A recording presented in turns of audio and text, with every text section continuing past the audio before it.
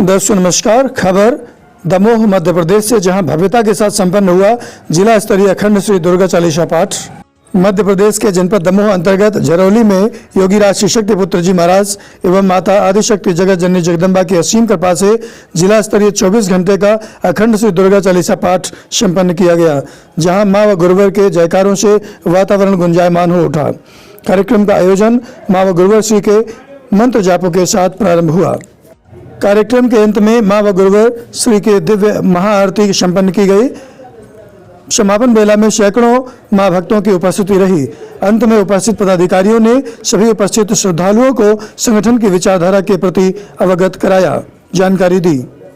भारतीय शक्ति चेतना पार्टी की राष्ट्रीय अध्यक्ष सिद्धाश्रम रत्न संध्या शुक्ला एवं राष्ट्रीय उपाध्यक्ष सिद्धाश्रम रत्न सौरभ द्विवेदी एवं प्रांतीय प्रवक्ता बाबूलाल विश्वकर्मा ने उपस्थित लोगों को संबोधित किया।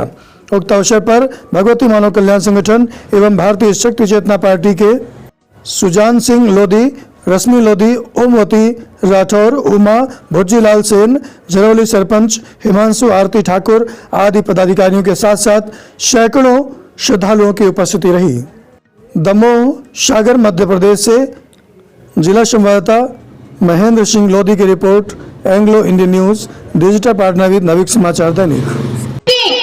या चाहते हैं कि घर के युवाओं को नशा कराओ, उनका सामाजिक शारीरिक शोषण करते जाओ, केवल किस लिए? धन अर्जन के लिए।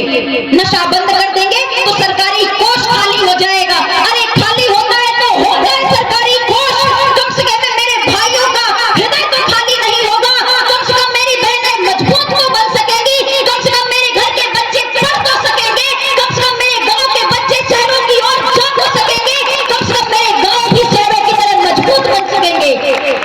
मगर यह सत्ताओं के कानों में जू नहीं देखते। यह बातें जरूर करेंगे नशा मुक्ति की, मगर नशा मुक्ति के लिए कार्य नहीं करेंगे। इसीलिए भारतीय शक्ति चेतना पार्टी को आवाज उठाने की आवश्यकता है। इसीलिए भारतीय शक्ति चेतना पार्टी का गठन किया गया है कि समाज में फैले अनित्य न्याय अधर्म के खिलाफ हम आवाज उठा सके। मैं माताओं बहनों से भी कहना चाहूंगी, आप सक्षम हो, आप मजबूत हो, अपने आप को कमजोर मत समझो।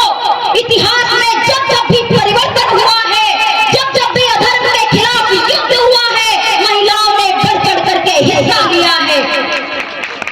आपके ही क्षेत्र की कितनी वीर वीरांगनाओं ने युद्ध लड़े हैं। अवंती बाइयों, दुर्गावतियों, झांसी की रानियों, लक्ष्मी बाइयों, ये सब हमारे देश की वीर वीरांगनाएं थी।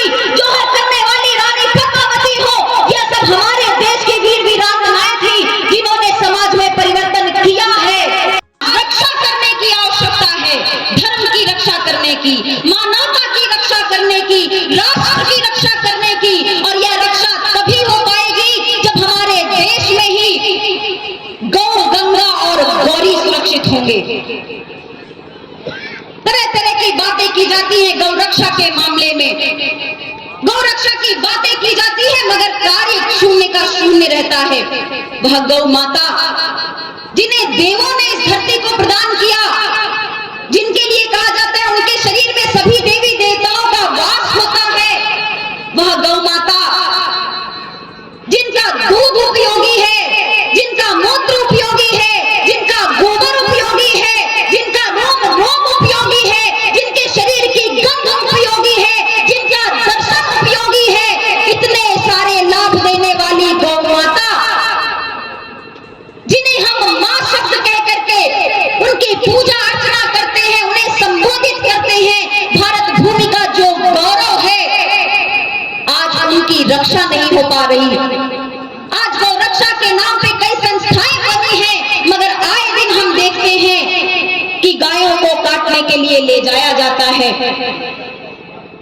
गौ हत्याएं की जाती है, गौ वंश का नाश किया जाता है, और इस पर भी कोई आवाज उठाने का प्रयास नहीं करता। आज समाज में जब परिवर्तन की बात की जाती है, जब सुधार की बात की जाती है, तो तरह तरह की बातें उठती हैं। लोग सवाल करते हैं कि हम भगवान पर विश्वास क्यों करें? हमने तो भगवान को कभी देखा ही नहीं, हम क्यों धर्म के मार्ग पर चले?